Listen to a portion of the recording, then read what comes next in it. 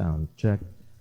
Okay, isang magandang umaga po sa bawat isa sa atin. Tayo nagpapasalamat sa Diyos sa napakagandang umaga. Amen. Hindi ganong kalamig, masarap ang sikat ng araw at atin hong pinupuri ang Panginoon. Higit sa lahat, it is the Lord's Day, araw ng Panginoon at kung saan inaalaala natin at ipinagdiriwang ang katotohanan na ang ating Panginoong Jesus ay nabuhay na muli. That's why hindi walang kabuluhan ang ating pananampalataya at tunay ang atin hong pinagdiriwang na kaligtasan o taglay na kaligtasan at tayo ho ay patuloy na sasamba sa Panginoon na tumubos sa atin. Ano ho? And welcome po sa Sunday morning service sa Jesus Christ Baptist Church. Welcome po sa bawat isang narito. I'm very glad to see ang ilang mga kapatiran matagal hindi nakasama at tayo ho ay patuloy nagpupuri sa Panginoon. Ilan ho munang mga reminders, patuloy nating panatilihin ang ating safety protocols.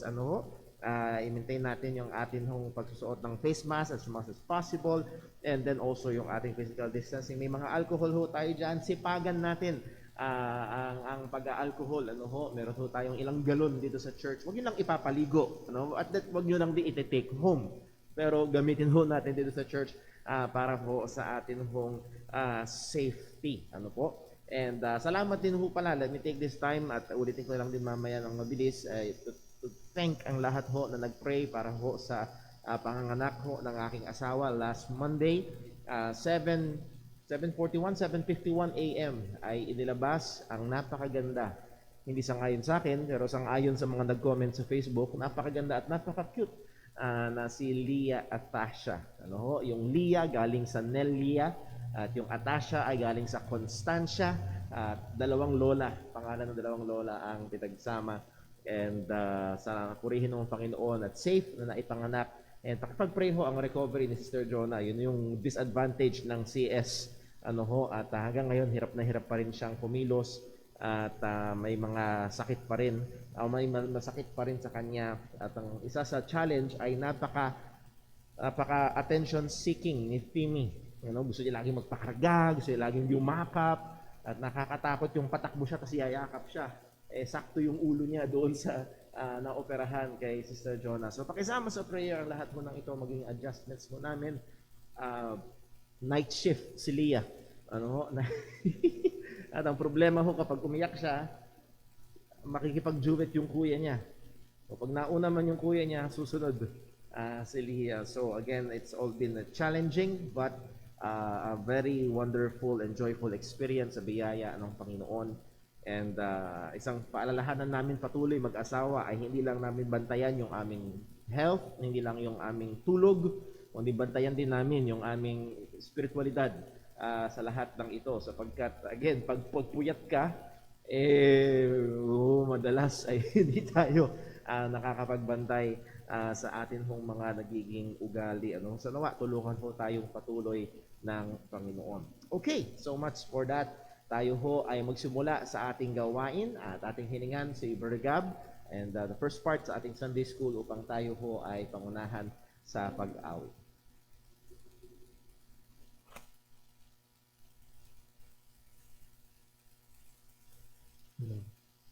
Magandang umaga po sa ating lahat.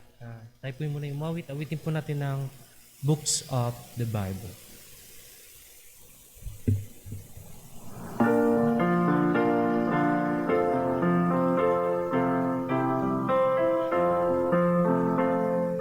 Genesis, Exodus, Leviticus, Numbers, Deuteronomy, Joshua, Judges, and Ruth. First and second Samuel, first and second Chronicles, Ezra, Nehemiah, Esther, Job, and Psalms, Proverbs, Ecclesiastes, Song of Solomon, Isaiah, Jeremiah, Lamentations, Ezekiel, Daniel, Hosea, and Joel, Amos, Obadiah, Jonah, Micah, Nahum, Habakkuk, Zechariah,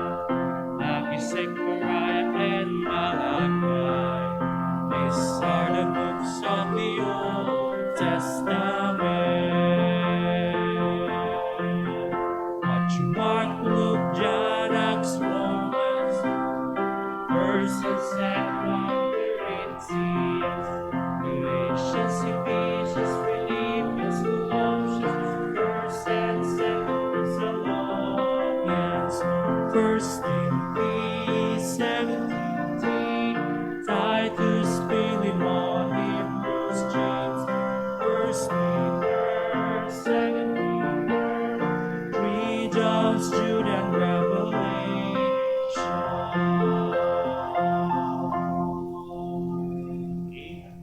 Tayo po'y magsayang lahat. Tayo po'y tumawad sa Panginoon. Awitin po natin, Now I Belong to Jesus.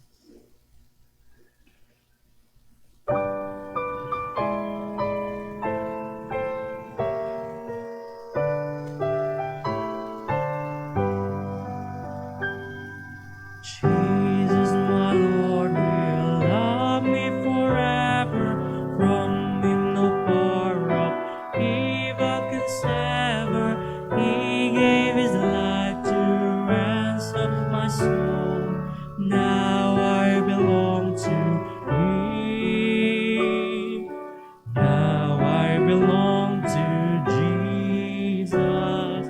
Jesus belongs to me. Not for the years of time alone, but for eternity.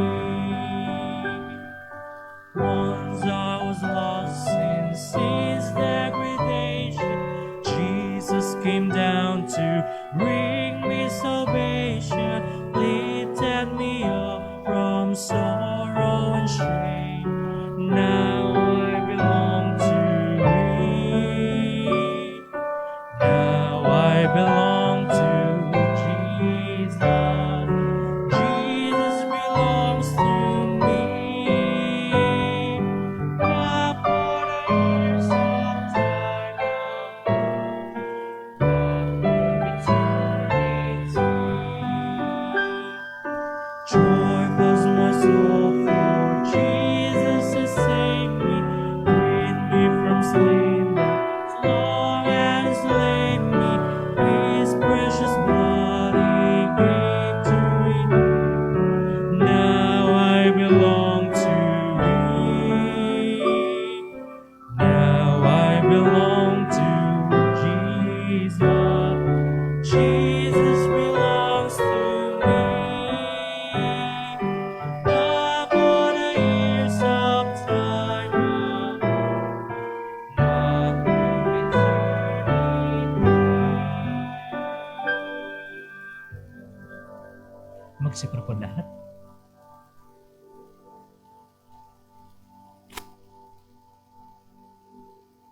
Ayan, purihin po ang Panginoon. Tayo po ay nagpapasalamat sa Diyos sa kanyang patuloy na habag at biyaya ho sa atin na tayo dumako sa ating pag-aaral. And I hope and pray that that song that we sang, Now I Belong to Jesus, ay totoo sa ating mga buhay. That we belong to Him by redemption. Tayo ay kanyang pagmamayari. Tayo ay kanyang tinubos. Nawa ang pagtubos na ito ni Jesus ay totoo na sa iyong buhay. So tayo ay nagpapatuloy sa ating pag-aaral sa Doctrine of the Holy Spirit, and I hope na patuloy nating nakikilala ang Banal na Espiritu, patuloy nating natututunan ang kanyang mga katangian at gawain, at I hope na nakikita natin na talagang lalo na sa eksperyensya ng mananampalataya, sa eksperyensya ng Kristiyano, we can say that the third person of the Trinity, which is the Holy Spirit, and sana ho mawala na. Naalala ko nung ako'y bata pa lang naman ng parang naririnig ko yun, first, second, and third ay parang placing. Na para bang merong mas mababa. It's just using that for distinction. There are three different persons, pero the third person of the Trinity, that is the Holy Spirit, ay napaka-aktibo. Kung di man, siya ang pinaka-aktibo na sa Trinidad sa buhay ng mga Kristiyano, at ating itutuloy ang pag-aaral po natin sa bagay po na yan. Pero before that, let us go to the Lord in prayer. Panginoon naming Diyos, aming Ama sa langit, tunay sa aming sarili, hindi kami karapat-dapat sa iyo. Hindi kami karapat-dapat lumapit sa iyo. Pero kagaya ng aming napag-aralan ng mga nakaraan, kami ay iyong inampon sa iyong pamilya. Kaya maaari kaming tumawag sa iyo na aming Ama. At kami ay namamagitan para sa amin ng aming Panginoong Jesucristo. Siya ang aming High Priest. Kung kaya't maaari kaming lumapit sa trono ng iyong biyaya at umasa ng katugunan sa aming mga panalangin sang-ayon sa iyong dakilang kalooban.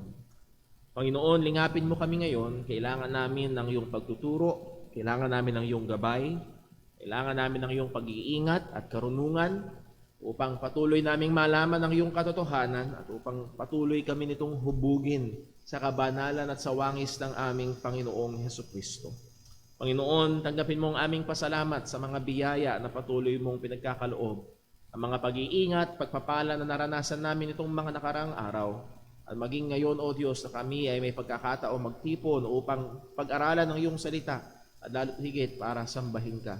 Ikaw rin po mag-ingat at tumulong sa aming mga kapatiran na hindi namin kasama ngayon at nakatunghay via live stream. At nawa dumating ang pagkakataon na kami ay muling magkasama-sama sa pagsamba sa iyo. And also, Lord, we remember to you ang ilang mga kapatiran namin may mga karamdaman, particularly si Brother Dave. Lord, have mercy upon him. Tulungan mo po siya sa kanyang kalagayan at nawa maging sa gitna ng karamdaman, kagaya ng sinabi ng iyong salita, ay lalong makita ang kapangyarihan mo sa kanyang buhay. Pagpalain mo ngayon ang aming pag-aaral. Ikaw ang patuloy na maluwalhati. Patawarin mo kami sa aming mga pagkukurang at pagkakasala laban sa iyo. At nawa, Panginoon, ay patuloy mo kaming bigyan ng karunungan sa ngayon sa iyong salita. Hindi karunungan na magpapayabang, o di karunungan na magpapabanal ng aming pamumuhay. Ito ang aming dalangin sa ngalan ng aming Panginoong Hesukristo. Amen. So, dumako ho tayo sa ating, wala. Sensya na, Brother Cab, pakiano nga ulit. Dahil kailangan ko pa alisin yung power saving mode niya. Ayun. Thank you very much. So, review ho tayo. At again, maybe this is for the last time na ating bibigyang diin ito at sana tumatak na to sa ating kaisipan, the Spirit and the written word, and that is the Bible. At ang sabi ng 2 Timothy 3:16, all Scripture is given by inspiration of God. And pag sinabing inspiration, ang ibig sabihin is, Scripture is breathed out by God. Yun yung ating tandaan. Hindi ito hiningahan, kung hindi inihinga. So hindi ito isang object na nahandun na at saka niya hiningahan, kung hindi ito ay isang object na bunga ng kanyang paghinga. That is, Scripture is God's own production. Gawa mismo ito ng Panginoon using human means, using human authors. At isa nga hong analogy, pero hindi pantay na pantay, pero mauunawaan natin ang aming anak na si Leah. Sino ang gumawa sa kanya? Sino ang gumawa sa kanya? Sangayon sa Bible, ang Diyos. Malinaw ho yun na pag-aralan natin. It falls also under the activity of the Holy Ghost.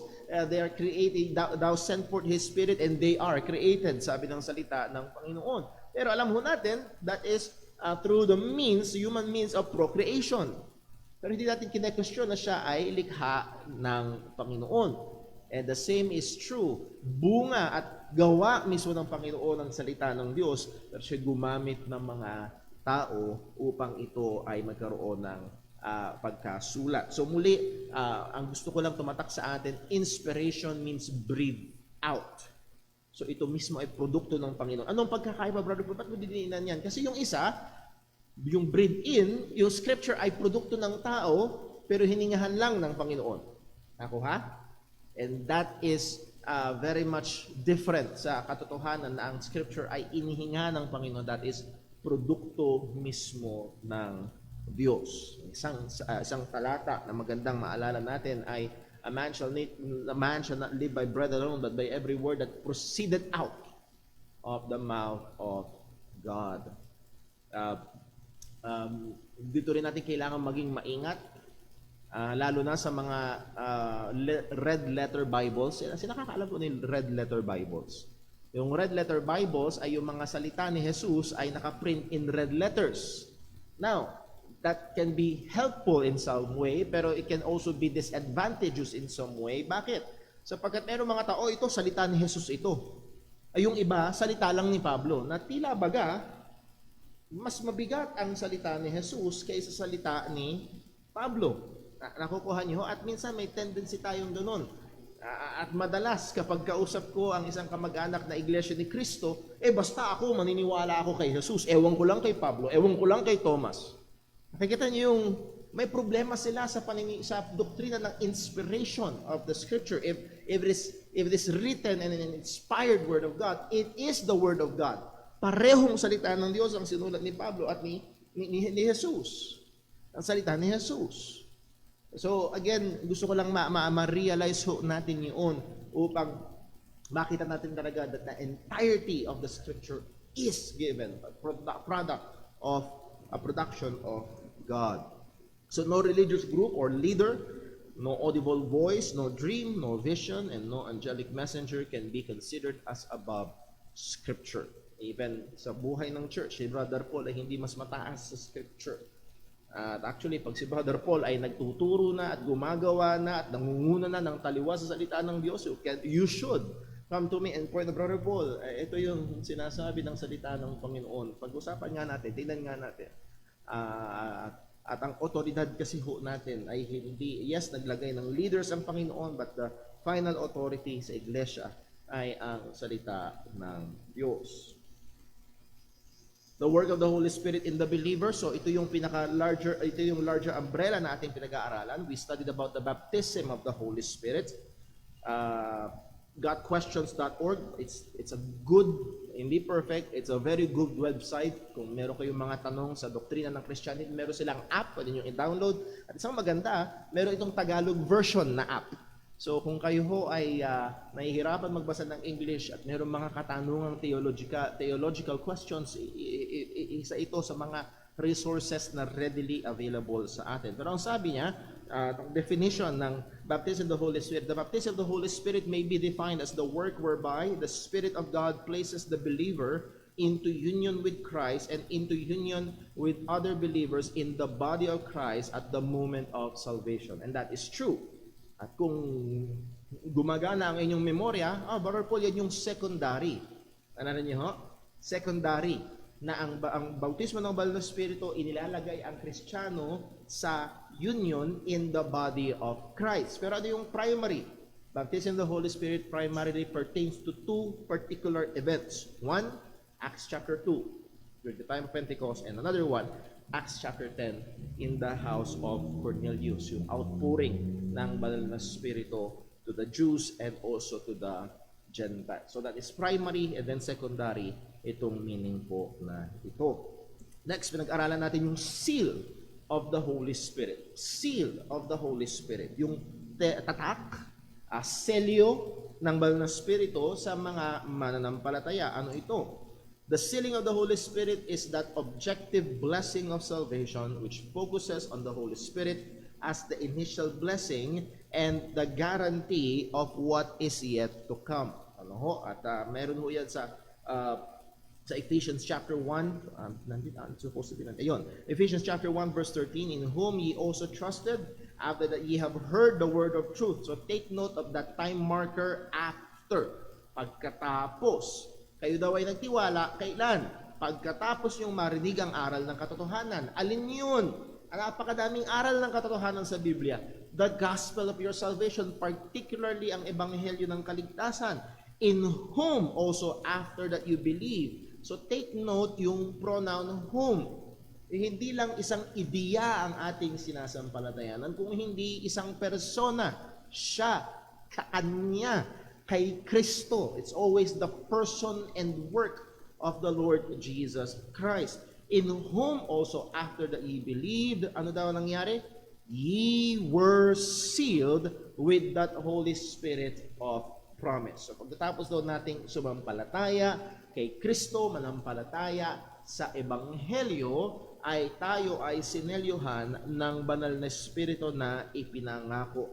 Ano daw ito? Which is the earnest of our inheritance until the redemption of the purchased possession unto the praise of the glory of God. So from this verse, ito nga yung sinabi natin kanina, the seal of the Holy Spirit is that objective blessing. That is, lahat ng Kristiyano meron nito. Walang mas silyado kaysa sa iba. Walang half-sealed, walang double-sealed, lahat lang ay sealed. Kung ako, same with every believer. It's an objective blessing of salvation at ang focus nito ay ang banal na Espiritu na siyang initial blessing. At yun yung gamit doon sa verse na binasa natin kanina, the earnest. That is parang down payment, bahagi pa lamang. Initial blessing ng ating kaligtasan and also the guarantee of that which is yet to come. Yung parating pa lamang. Yung full experience, yung full consummation ng kaligtasan na ibinigay sa atin ng Panginoon. So, ito yung sinasabi o ito yung ibig sabihin ng seal of the Holy Spirit. And actually, isa pang gusto kong tumatak sa ating isipan, ang seal of the Holy Spirit ay sinasabi ng Panginoon, akin ka. Pagmamayari ko yan. Isa yun sa pinapakita ng seal yung ito. So there is a universal coverage of all believers in the sealing of the Holy Spirit. So universal ito. Ikaw man ay nanampalataya na bata, ikaw man ay theologian na nanampalataya ka, naging theologian at matanda ka na, both are sealed of the Holy Spirit. Next ay indwelling of the Holy Spirit. So, may baptism of the Holy Spirit sa buhay ng mananampalataya, seal of the Holy Spirit sa mananampalataya, and baptism of the Holy Spirit or indwelling of the Holy Spirit sa mananampalataya. Pero tingnan din natin ito una, sa religious use ay yung templo kung saan nakatahan ang presensya ng Panginoon, nakalocalize ang presensya ng Diyos. And again, hindi ibig sabihin wala siya sa ibang lugar. Okay? Pag sinabi ng Bible na ang presensya ng Diyos ay nasa sa templo, hindi ibig sabihin na wala siya sa ibang lugar. God is omnipresent. Pag sinabi na ang banal na Espiritu ay nasa puso mo, hindi ibig sabihin wala siya sa puso ng iba, at ibig sabihin na wala siya sa ibang lugar. So the point, this is the theme of God's indwelling in the temple, that this is the theme of God's indwelling in the temple that the New Testament applies to the Holy Spirit. Ano yung tema sa Lumang Tipan? Yung presensya ng Panginoon localized in the temple building. At ito yung tema sa Bagong Tipan na ang presensya ng Panginoon sa pamamagitan ng banal na Espiritu is localized sa bawat mananampalataya at sa kanyang iglesyang natitipon. Okay? So, iyon ang ibig sabihin ng indwelling of the Holy Spirit. The Holy Spirit dwells in the church. Malinaw po ito. So 1 Corinthians 3 verse 13, know ye not that ye are the temple of God and that the Spirit of God dwelleth in you. At pinag-aralan natin ang context niya, ng pinapatungkulan, ay ang iglesia mismo sa Korinto. Ang mga mananampalataya sa Korinto na natitipon at bahagi ng iglesia at sila ay nag-exercise ng gifts nila para sa edification ng church at para ipaglingkod sa Panginoon. So itong lokal na iglesyang ito ay tinatawag na templo ng banal na Espiritu. It also applies here dito sa JCBC. We are the temple of God. So wag nating maliitin ang local church. Yes, you don't need to be a member of a local church to be saved or to be a Christian. Pero ito ay isang mahalagang bahagi sa buhay ng isang Kristiyano. Ang pananaw na, well, it's just Jesus and me, hindi ko kailangan ng church, is totally unbiblical. Because the church is the temple of God. Are you saying that you do not need the temple of God, which is pertaining to the church? So, muli, ito ay katotohanan sa salita ng Panginoon. And then next, the Holy Spirit dwells in the church. The Spirit's indwelling requires a church with proper order, at ang order na ito is the unbreakable foundation, is apostolic, and the irreversible orientation is Jesus Christ. We are founded upon the teachings of the apostles, particularly, primarily, sa New Testament, and that is nakatungtong sa buong salita ng Panginoon. And the irreversible orientation is Jesus Christ. Ano? At pag sabing orientation, ito yung sentro. Ito yung main thing, si Jesus. Kapag ang isang church ay ang main thing na ay ang pastor, merong problema. Kapag ang main thing na ay pera, merong problema. Ang main thing sa buhay ng tunay na iglesia ng Panginoon na tiyatahanan ng banal na Espiritu ay ang Panginoong Jesucristo. The Holy Spirit indwells in the individual believer. Ayan. So, collectively as a church and individually as believers, nakatahan sa atin ang banal na Espiritu. 1 Corinthians 6:19, what know ye not that your personal body is the temple of the Holy Ghost, which is in you, which ye have of God, and ye are not your own. At actually, yung application niyan, verse 20, therefore we must glorify God in our body and in our spirit, which are God's. So, hindi dapat may disconnect. At merong ilang mga tao na merong ganun na paniniwala, may disconnect sa kanila. Ang katawan ko man ay nagkakasala, basta ang aking puso ay kay Lord. That's wrong. And this verse clearly teaches na dapat luwalhatiin natin ng Panginoon. Hindi lang basta, kaya hindi pwede sabihin, Brother Paul, lalo na nung wala pa yung pandemya. Again, may special cases tayo ngayon, pero nung wala pa yung pandemya, Brother Paul, wala man ako sa church, pero nandiyan ang aking espiritu. Joke pa nga ng mga pastor, ingat kayo, baka maupuan yung espiritu ni kapatid. Andito daw siya. Magparamdam ka naman. But again, ang punto is we must glorify God in our body and in our spirit. And the primary context here ay pagtungkol sa kasalanan. Hindi pwede na merong nasasabihin, nagkakasala man ang aking. Actually, ang bigat din sa 1 Corinthians 6, latter verses ang pinabibigyan pansin na ay immorality. Hindi pwede at huwag nawang mangyari na isang nagpapakilalang Kristiyano ay namumuhay sa immoralidad, pero sasabihin niya basta ang puso niya ay kay Kristo. Actually, isa ito sa mga text na pwede natin gamitin na maraming mga LGBTQIA++ na nag-claim na sila ay Christian, pero namumuhay sa immoralidad. Again, hindi lang mga LGBT, kundi maging lalaki o babae.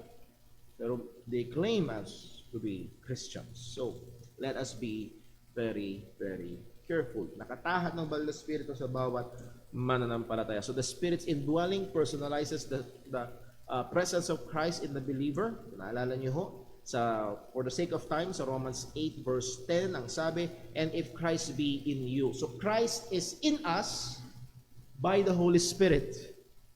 The Father is in us by the Holy Spirit. So the presence of the Holy Spirit, the indwelling of the Holy Spirit personalizes the presence of Christ in every believer. Pag pinag-isipan niyo ho, ang sabi ni Jesus, for without me, ye can do nothing. Sa ayon sa salita ng Diyos, nasan ngayon si Kristo? Nasa kanan ng Ama. So paano yan? Wala siya sa atin. Nandun siya. Ano magagawa natin? Siya rin ay nasa sa atin. Dahil nasa atin ang Spirit ni Kristo. Nasa atin ang banal na Espiritu. So, the Spirit's indwelling personalizes the presence of Christ to the believer. Then, the Spirit's indwelling in the believer or in the Christian is the Christian's basic enabling to live the Christian life. Sabi nga ho ng isang pastor, hindi mahirap ang buhay Kristiyano, imposible ang buhay Kristiyano. We just cited the verse sa John 15, without me, you can do nothing. Posible ba? No. Apart from Christ, ito'y imposible. At ang presensya ng banal na Espiritu ang nagbibigay ng kakayahan sa mananampalataya para mamuhay. And again, nauso ang mga self-help Christian books, 7 secrets, 10 keys. And maaari may tulong ang mga ito, pero huwag nating isipin na just following those certain steps ay sisigabo na at okay na ang buhay pananampalataya. No.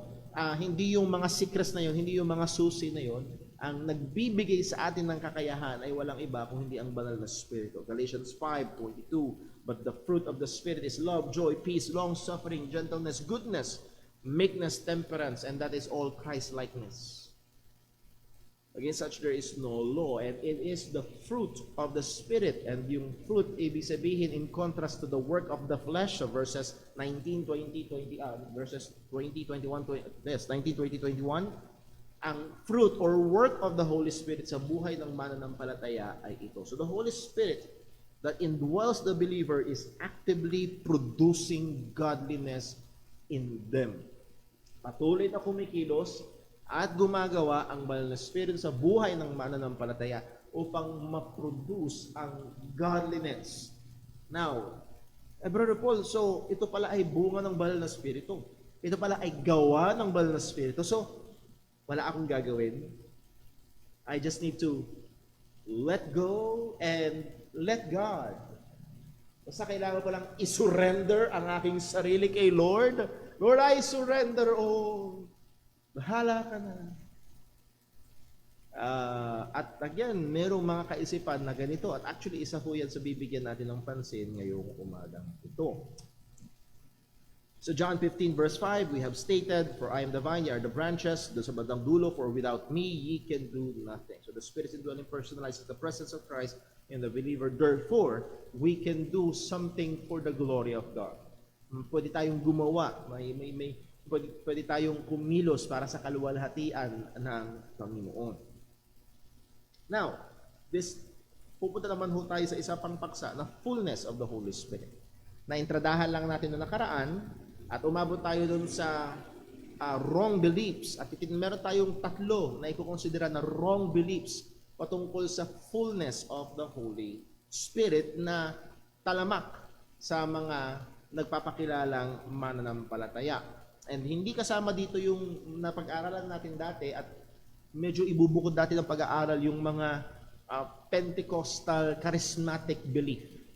Na pagpuspos ka ng banal na Espiritu, kung ano-anong tunog ang lumalabas sa'yo, kung ano nanginginig ka, bumubula ang bibig mo, umaalulong ka, tumatawa ka ng walang kontrol, umiiyak ka. Hindi ko makalimutan ho yung kwento ng aking asawa. Dati siyang nasa JIL at nagsama siya ng bisita. Pagpasok doon sa church, madilim. Biglang nag-iyakan yung mga, ano to? Natakot yung bisita, di na bumalik. At sabi ko nga ho sa inyo, sa maraming charismatic, hindi lahat, sa maraming charismatic Pentecostal, lahat binubudburan. Parang Ajinomoto, basta budburan mo sasarap, sabi nila. Lahat binubudburan ng Holy Spirit. Laughter, Holy Spirit. Vomiting, Holy Spirit. Rolling, Holy Spirit. Lahat na lang. Meron actually na demanda na Pastor Di Umano sapagkat sabi doon ng Holy Spirit sa kanya, tadyakan niya yung babae para gumaling. Tinadyakan niya, hindi gumaling, namatay. Sabi doon ng Holy Spirit Again, lahat binubudburan ng pangalan ng Banal na Espiritu. Ganito katalamak ang pangdusta at maling paniniwala patungkol sa Banal na Espiritu. So, medyo ihiwalay natin yun dito sa wrong beliefs. Pero tingnan muna natin, continue tayo sa ating lesson. The blessing of the Holy Spirit, the blessing and work of the Holy Spirit in the believer in salvation has both objective and subjective aspect. So far, we have looked at 3 objectives. Ano yung tatlong objective na yon? Baptizing, sealing, indwelling are all objective blessings.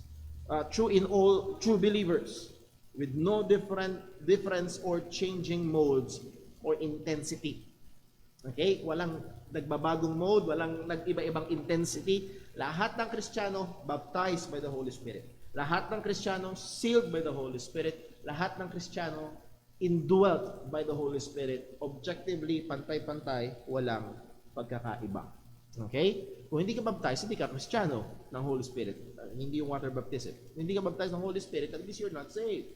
If you're not sealed by the Holy Spirit, that means you're not saved. If you're not indwelt by the Holy Spirit, if any man have not the Spirit of Christ, Romans 8, he is none of his. Hindi siya sa kanya. You're not saved. So these are all objective blessings, pare-pareho, totoo sa bawat totoong mananampalataya. Pero pagdating sa fullness of the Holy Spirit, it is a subjective blessing. Ibig sabihin, ito ay iba-iba sa bawat mananampalataya. At Brother Paul, bakit iba-iba? Actually, tutingnan ho natin yan ngayong umaga, Lord willing, at sa mga susunod nating pag-aaral. Definition, Spirit fullness or filling of the Holy Spirit is the intensification. Ang isipin ng intensification is the increase or growth. Tumitindi ang intensity. Siguro, isang pwede nating isipin ay yung kalan. Pwede mong lakasan yung apoy. Yes? Pwedeng mahina yung intensity nung apoy. It's the intensification, increase or growth of the inward working of the indwelling Spirit. Ito daw yung pagtindi. Ito yung pagdagdag o paglago ng gawa ng banal na Spiritong nakatahan sa mananampalataya. Ito ang primary na ibig sabihin ng fullness, to be filled by the Holy Spirit. At isa sa mga text na familiar sa atin ay ang Ephesians 5 verse 18, na kung saan ang sabi ni Apostol Pablo, "And be not drunk with wine, wherein is excess, but be filled with the Spirit." Tayo ay inuutusan. Point, we are commanded to be filled with the Holy Spirit. Naalala niyo ho yung ating nakaraang punto? Hindi tayo inuutusan to be baptized by the Holy Spirit. Hindi tayo inuutusan to be sealed by the Holy Spirit.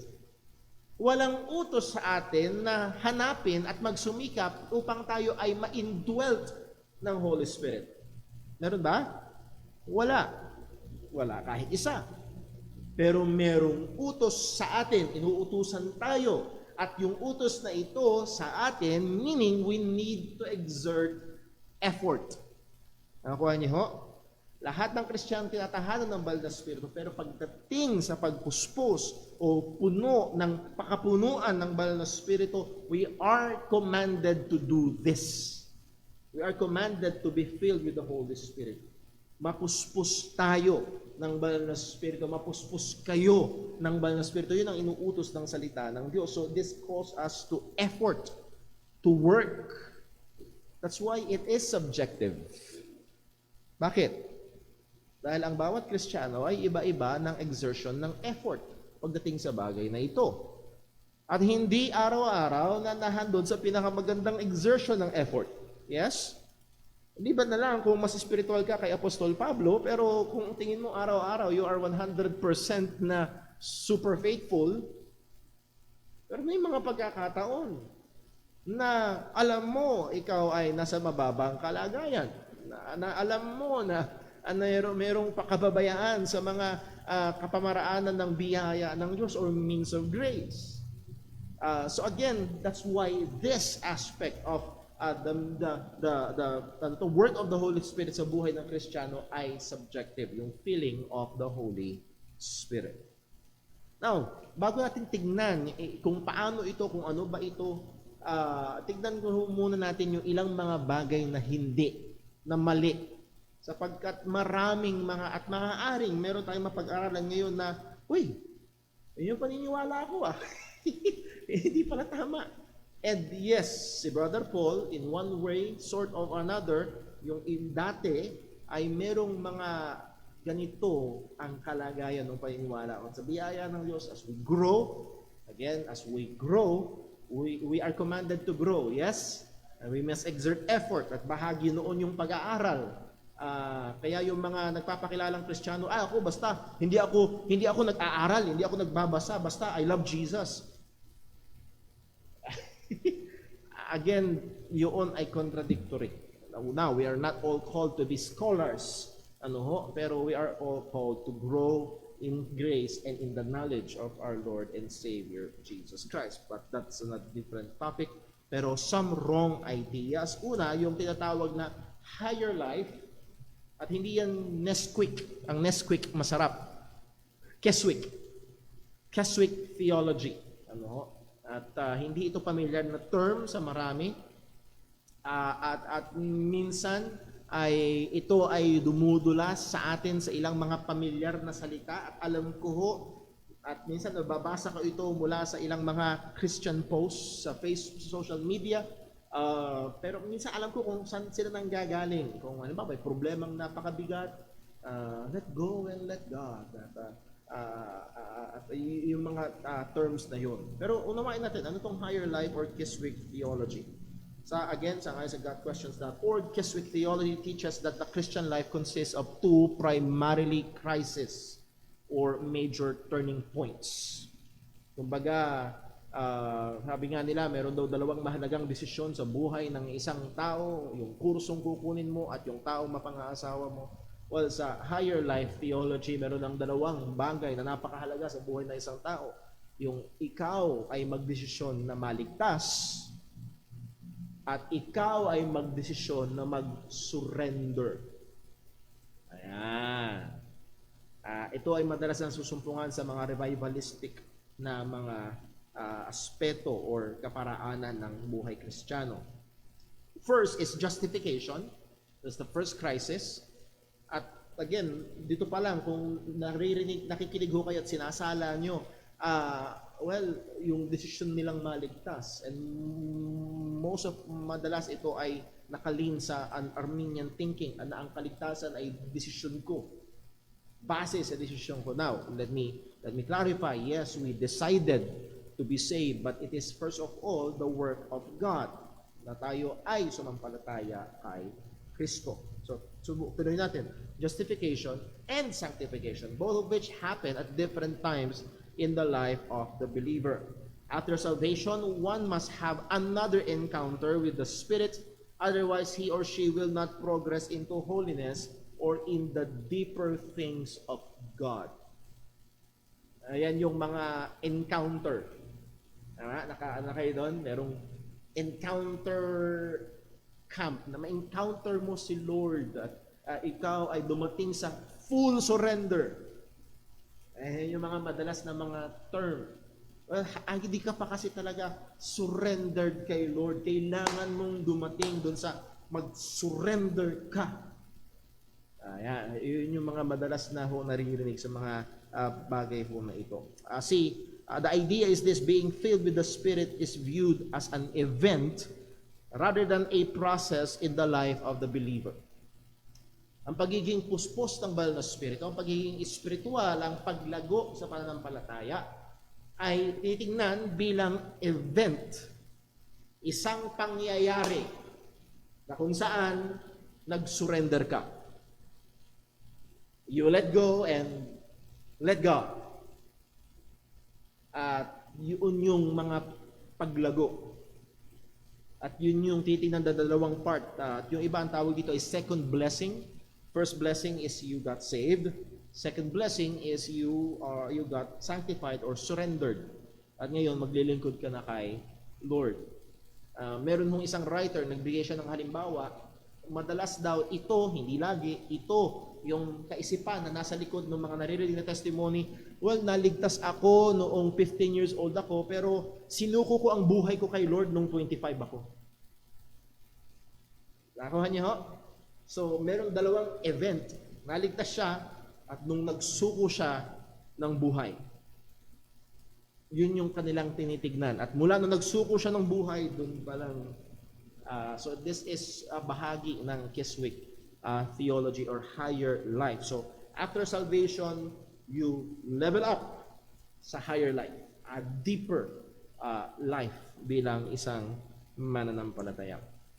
Sabi ni Andrew Nestle, ang sabi niya, what is let go and let God theology?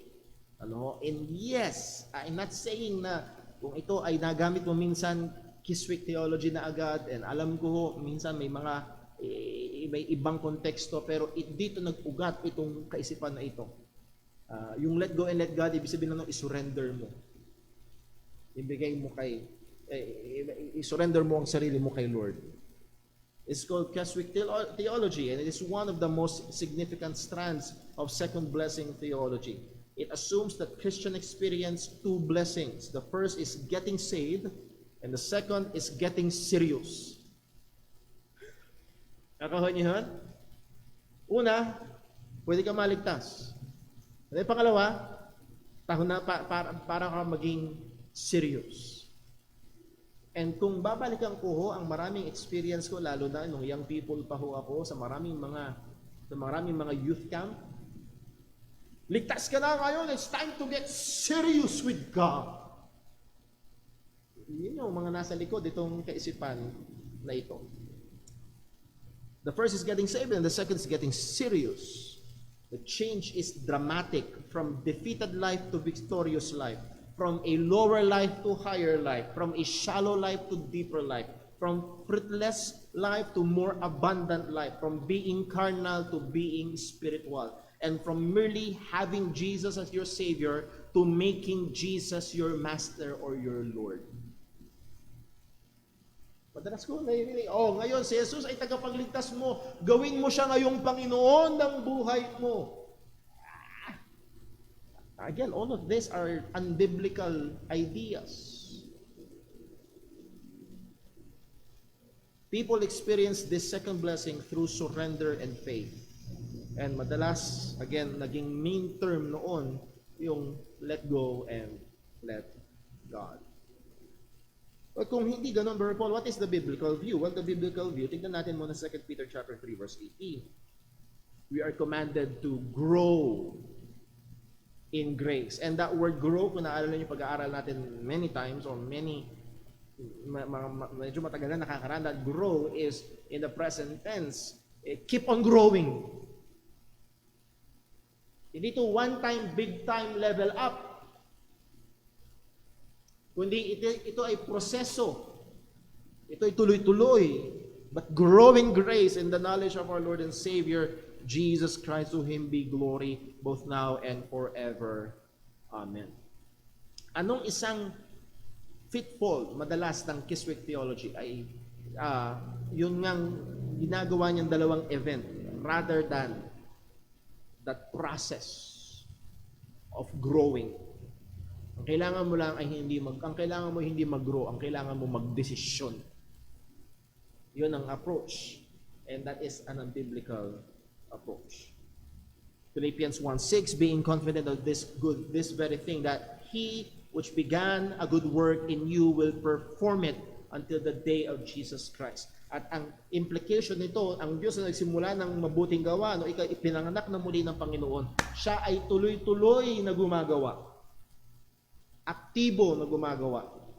Ang banal na spirito na nakatahan sa atin. Point, Scripture portrays the growth in the believer's life.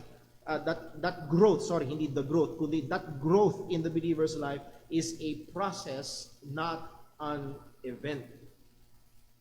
Yes, surely, may mga pagkakataon na there are events na ginagamit o situations na ginagamit ng Panginoon sa atin upang mas makilala natin siya o upang paalalahanan tayo sa mga katotohanan ng Panginoon. Pero that is all but part of a lifelong process mula nung tayo ay naligtas.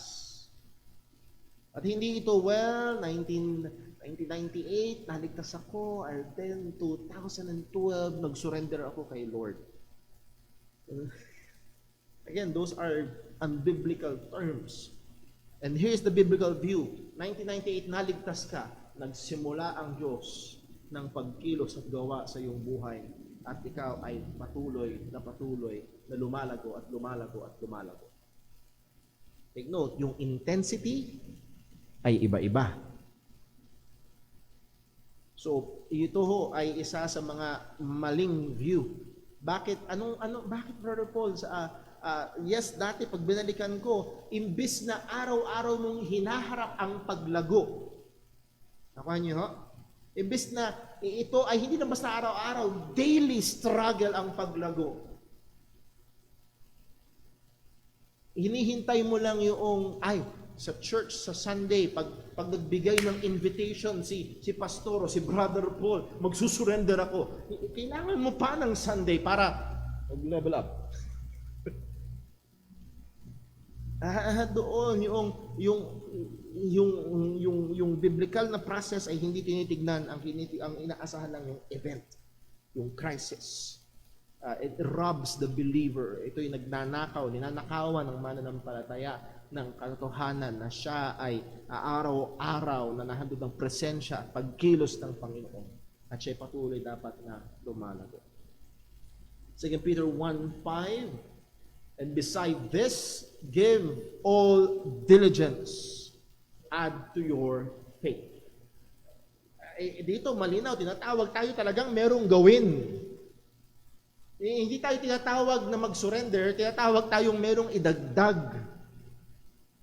Add to your faith virtue, and to virtue knowledge, and to knowledge temperance, and to temperance patience, and to temperance patience, and to patience godliness, and to godliness brotherly kindness, and to brotherly kindness charity. Add this, make effort, give diligence daily, every time sa buhay ng mananampalataya. Add, hindi let go. No, add. For these things be in you and abound, and they make you that ye shall not neither be barren nor unfruitful in the knowledge of our Lord Jesus Christ. So, again, makita ko sana natin, yan pala. Itong talamak na talamak. At again, dati kong lengguwahe, dati kong kinalalagyan, itong bagay na ito, at hinihintay lagi ang conference, hinihintay lagi ang revival meeting, hinihintay lagi yung camp. Kaya excited kasi yun yung time para mag-surrender. No. Right now, inutusan tayo, add to your faith. Give diligence. It's an everyday process. Sabi nga ho nila, it's an everyday grind para ka lumago sa pananampalataya. Next is perfectionism. Immunity level up. Medyo may kahawig ito dun sa Keswick theology na nagle-level up ang isang mananampalataya. Pero ito ay pananaw na ang Kristiyano ay pwedeng dumating sa antas ng espiritualidad na nag-gain siya ng immunity. Siguro the process of getting from a lower level to a higher level of Christian maturity causes immunity to temptation. Let me give two illustration. Siguro sa mga kabataan, mauunawaan ito kung kayo ay naglalaro ng ilang mga RPG games sa inyong cellphone. Na darating ang time na sobrang lakas na nung character mo, pag bumalik ka dun sa mga first stage, hindi ka na tinatablan ng mga kaaway na dating pumapatay sa'yo. Sa mga hindi naglalaro ng game, sorry, wala kayong idea. Ano yun, Brother Paul? Hindi ka na tinatablan, sa madaling salita. Parang nagkaroon ng anting-anting. Kahit barilin, wala talab. At naalala ko ho, pinanood ko yung isang, at available pa ito sa YouTube, in-interview ng isang foreigner, si Apollo Kibuloy. Ang sabi ng interviewer, syempre in English, pero ang sabi niya, let me just paraphrase in Tagalog, nakikita ko ang daming magaganda rito. Hindi ko ba natutukso? Ang sagot niya, wala na sa aking talab yan. And parang in those line yung sagot niya. Hindi na ako tinatablan yan. Para bang, invincible. masyado na siyang nag-level up. At may mga pagkakataon, may mga Kristiyano na, pampihira, basta lumago lang ako. Hindi na ako tatablan ng tukso ng katamaran, hindi na ako tatablan ng kasalanan ng pagsisinungaling, hindi na ako. At ang isang malaking problema ho nito, kapag inisip mo na narating mo na yon, pag inisip mo hindi ka natatablan, inisip mo hindi ka magkakalagnat, ano gagawin mo? Hindi magpapaulan ka. Hindi na ako tatablan ng sexual na kasalanan. Kaya kahit pumasok ako sa mga disco bar, sa mga cabaret at sa hindi ako tatablan. At meron mga Kristiyano, yun ang Brother Paul, salamat sa Panginoon. Pagtagumpayan ko na yung struggle ko na kasalanan, yung pagiging magagalitin, wala na. Salamat sa Panginoon. So, paglabas mo, nakita mo yung sasakyan mo na bangga. Hoy!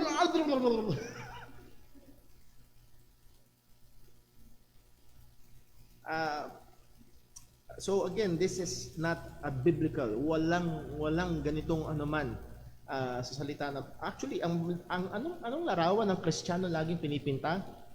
Laging nakikipaglaban. Labanan. Parang sundalo, hindi lang basta bilang sundalo na laging engaged sa labanan. There is no such idea taught in the scripture. It is true that scripture speaks of level of maturity in the believers. Yes, meron talagang level of maturity, but there's no level of maturity that makes one immune to sin. Okay? Meron level of maturity. Halimbawa, sa Hebrews chapter 5, ang sabi ho dito, Hebrews 5 verse 12, For when for the time ye ought to be teachers, ye have need one to teach you again. Dapat teacher na kayo Tapos ngayon, kailangan nyo turuan ulit. So, merong inaasahan na maturity sa Kristiyano. The first principles of the oracles of God and are become such as one that have need of milk and not of strong meat. For every one that useth milk is unskillful in the word and righteousness, and he is a babe. Parang si Leah, puro milk. Pero si Timmy, yummy taba, daddy. Mahilig sa taba. Kumakain na ng karne, kumakain na ng chicken. Dahil medyo kaya niya na. Ang tuloy pa natin, but strong meat belong to them that are of full age. So here are two contrasts. Babe, that is bata, sanggol, or full age. At meron ng sapat na edad. So merong level of maturity sa isang Kristiyano. At actually, pwede nating humihimayin natin ito. Time does not determine. It should. Inaassume ni Pablo, dapat teacher na kayo ngayon. So, time should play a part. Ang tagal mo na. Pero sanggol ka pa rin. Pero yes, merong level ng maturity sa mananampalataya. So, what is the biblical idea? The biblical idea is this. Romans 7 verse 18, For I know that in me, that is in my flesh, sabi ni Pablo, dwelleth no good thing. For to will is present with me, but how to perform that which is good I find not. For the good that I would I do not, but the evil which I would not, that I do. Here is Apostle Paul. Nag-i-struggle pa rin sa kasalanan. Hindi yung, na-promote na ako, apostle na ako, wala nang talam. That is very unbiblical. Kahit ang apostol, sabi niya, meron pa rin nasa sa akin. Nag-i-struggle pa rin, nakikipaglabanan pa rin. At alam nyo, at kung this ought to be an encouragement but not an excuse. Ulitin ko, encouragement, bakit? Kung ikaw ay nag-i-struggle at may mga pagkakataon na yung ayaw mong gawin bilang Kristiyano na gagawa mo, welcome to the club, sabi ni Pablo. Ganun din daw siya. It ought to be an encouragement, but not an excuse. Hindi ito dapat excuse, nag-i-struggle ako, may kasalanan pa rin, tahiyaan ko na, sundin ko na lang yung pita na lang. No. It's a struggle, but not an excuse. Point, true believers, no matter the maturity, will still struggle with indwelling sins. Actually, this is the mark of a true believer, not the absence of sin, sinlessness, but the struggle against sin. Yun ang marka ng tunay na mananampalataya. At yun ang nakikita natin sa salita ng Panginoon. So there's no such time na you are so full of the Holy Spirit and the level of maturity that you are immune sa mga temptation. And then number 3, some wrong ideas, spirit takeover or hijack. Ito ay medyo mas nakikita doon sa mga charismatic Pentecostal. Anong ibig sabihin? The word fill or be full of the Holy Spirit is viewed as contrast to empty. It's either wala sa'yo or puno ka. It's either wala kang laman or puno ka. Empty of self and full of the Spirit. At madalas, may pagkakataon na ang kaisipan ay it's almost equal to being possessed by an evil spirit. Pag sinabing possess ka ng evil spirit, o pag sinabing isang tao ay possessed ng evil spirit, hindi niya kontrolado yung ginagawa niya. Hindi niya alam yung ginagawa niya.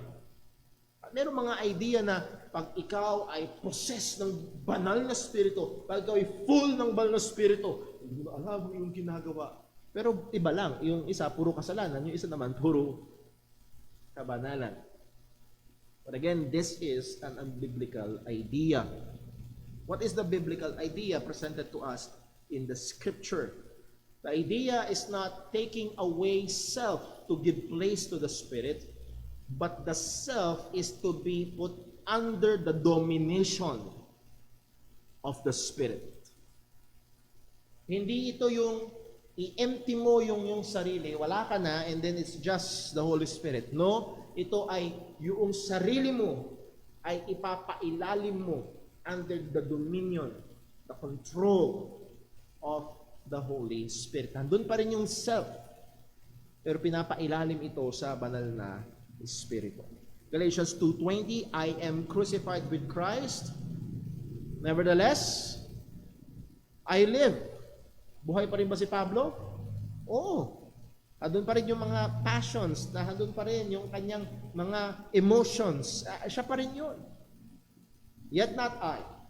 It is I, yet not I, but Christ liveth in me, and the life which I now live in the flesh, I live by the faith of or in the Son of God, who loved me and gave Himself for me. So hindi nawala si Pablo. Buhay pa rin si Pablo. Pero siya ay nakapailalim kay Kristo. Nakapailalim sa banal na Espiritu. 1 Corinthians 15:10, again, Apostle Paul, but by the grace of God I am what I am, and His grace which was bestowed upon me was not in vain, but I labor more abundantly than they all. Sino yung nag-labor? I. Yet not I. Nandun pa rin ba si Pablo? So, being full or filled with the Holy Spirit is not the, ano ba tamang salita? It's not the erasure. Hindi yung mabubura ka. Hindi yung isang araw, sino ba ito kausap ko? Mukhang si Brother Paul, pero parang hindi na si Brother Paul. Sino ka? Ikaw pa rin yun. Pero nakapailalim, nakasubmit sa banal na Espiritu. So hindi ito parang spirit takeover. Hindi ito parang katulad ng mga taong sinanibad ng masamang espiritu, nag-iiba yung boses, nag-iiba yung kilos, at pag full of the Holy Spirit, nag-iiba rin na parang nagtatransform na, again, yes, we are transforming. It is a process, but it's the process of ourself being put under the dominion of the Spirit and being instruments of God for righteousness. Kagaya ng pag-aralan natin sa Romans chapter 6. Again, the work of the Spirit in the life of the believer, when it comes to the fullness of the Spirit, balikan natin, Spirit fullness is the intensification. At dito, nilagyan ko na ng dagdag na salita, the process of increase or growth. Ang proseso ng paglago, proseso ng pagdagdag, proseso ng pag-intensify, pagtindi of the inward working of the indwelling Spirit in every area or aspect of the life of the believer. Sa lahat ng aspeto. Be holy, for I am holy, said the Lord. Be holy in all manner of conversation, lahat ng uri, lahat ng bahagi ng ating pamumuhay. Sana makita ho natin, hindi lang iba't iba ang challenges na hinaharap natin. Yes, yung iba kailangan lumago sa aspeto ng pinansyal. Maaaring ang problema mo ay pagdating sa pera. It's either lumalabas ang problema pag madami kang pera, hindi mo makontrol kung saan-saan mo ginagastos na hindi makakaluwalhati sa Diyos. Or lumalabas ang problema kapag walang pera. Pag walang pera, lumalabas ang sungay kung ano-ano ang naiisip na gawin o kung anong ginagawa. At maaaring doon sa area na yun. O yung iba ay maaaring sa lust, sa sexual desire. Maaaring pagdating sa pornografiya o pagdating sa mga sexual fantasies or so on. Maaaring doon yung kanyang struggle. Or yung iba naman ay maaaring sa covetousness. Punong-puno ka ng pagkainggit, pagdanasa ng mga bagay na hindi dapat para sa iyo. Again, different areas. Maaaring pagdating sa pakikitungo sa kapwa. Yung ugali na meron ka. O maaari naman sa area ng pagiging mag-asawa. Baka mamaya, pagdating sa pakikipag-deal sa mga kapatiran, purihin ng Diyos, you have the love for the brethren, maaari sa paglilingkod sa church, na doon ang pagpapagamit ng iyong gifts for the edification of the body of Christ, pero pagdating sa bahay, ikaw ay malaking pagkukulang sa pagmamahal mo sa iyong asawa or sa iyong mga anak. At minsan may danger ang mga pastor pagdating sa church, napakasipag, pero pagdating sa pamilya, disiplina sa mga sariling anak ay nagkukulang. Again, yung intensification ng banal na spirito sa lahat at iba't ibang area ng buhay ng Kristiyano.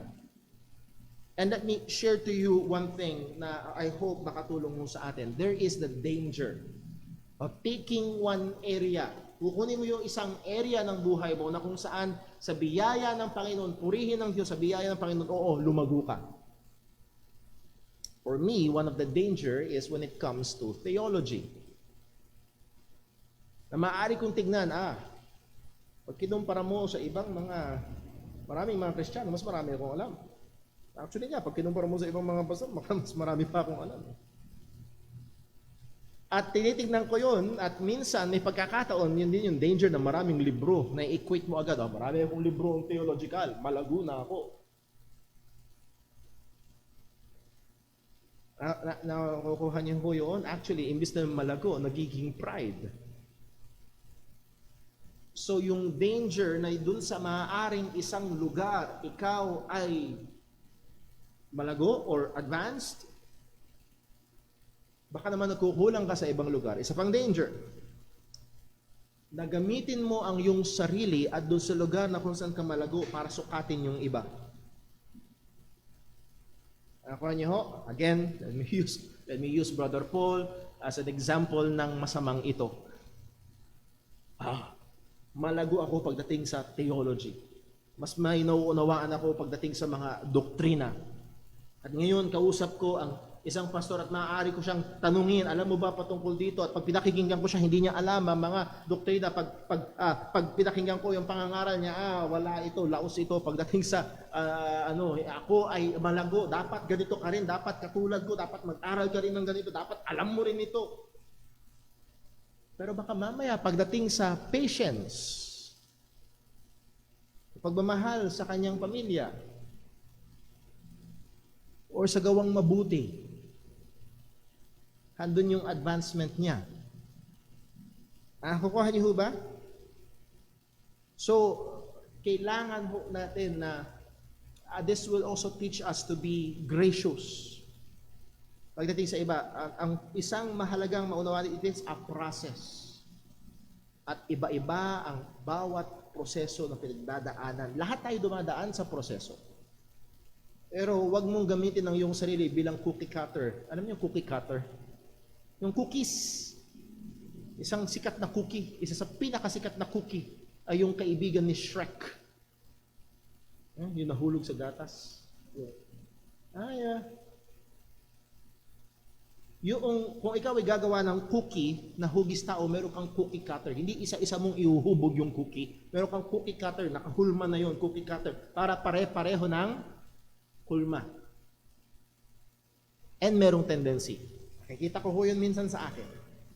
Nagamitin ko yung sarili ko bilang cookie cutter. Dahil hindi ka katulad ko, wala ka. second rate, trying hard. Ay, hindi. Mababang uri ka ng Kristiyano. Dapat, gayahin mo ako. Again, yes, we must all pursue, and the cookie cutter, yung ating hinahabol na larawan ay si Kristo. Christ-likeness, not Paulito-likeness, but Christ-likeness.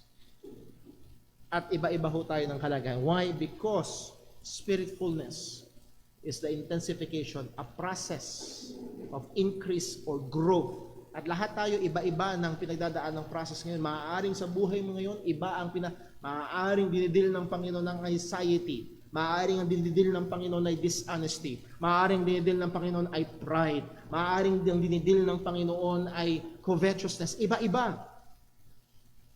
Pero lahat ng Kristiyano ay dumadaan sa proseso ito. In every area or aspect of the life of the believer. Kailangan natin bilisan dito tayo matapos. This process is synergistic.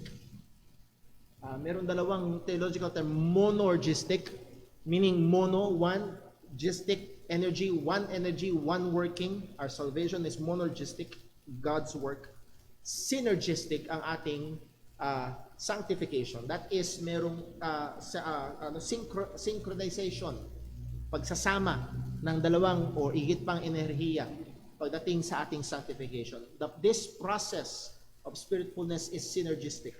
It involves the work of the indwelling spirit and the effort of the believer. But growing grace. Give diligence to add to your faith. So we have effort. That's why ang fullness of the Holy Spirit, or fullness of the Holy Spirit is subjective.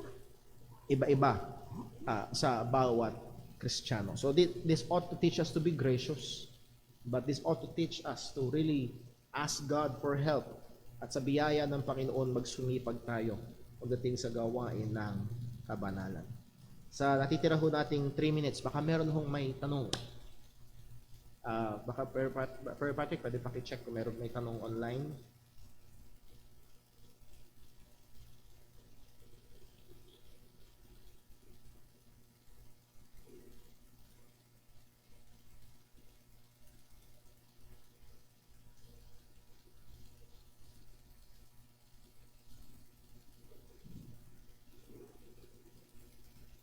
Hindi ba ang baptism of the Holy Spirit ay equal sa seal of the Holy Spirit? Hindi po. Again, ang maliwanag tinuturo ng Biblia, baptism of the Holy Spirit is the enjoining of the believer in the body of Christ. Iba yun sa sealing of the Holy Spirit, that ang Holy Spirit ay paunang bayad or earnest, initial blessing ng ating salvation. But lahat ng totoong Kristiyano, as we have said, if we are listening, lahat ng totoong Kristiyano, that is, after nating manampalataya, all are baptized or are sealed and all are indwelled. Objective po ito sa bawat mananampalataya. Meron bang tanong online?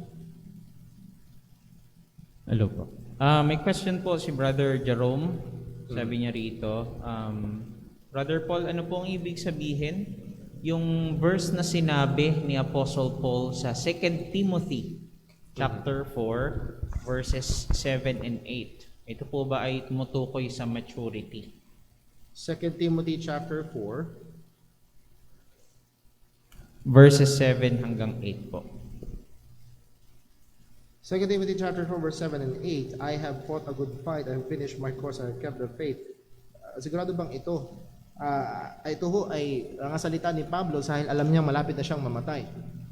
And it's not about maturity, actually it's reaching the kumbaga final stage, finish line, dahil malapit na siyang mamatay. So ang sinasabi lang ni Pablo sa biyaya ng Panginoon ay nagtapat siya sa Panginoon, sa paglilingkod sa Panginoon. Henceforth there is laid up for me a crown of righteousness, which the Lord the righteous judge shall give me the last day, not to me only but to all them that love his appearing.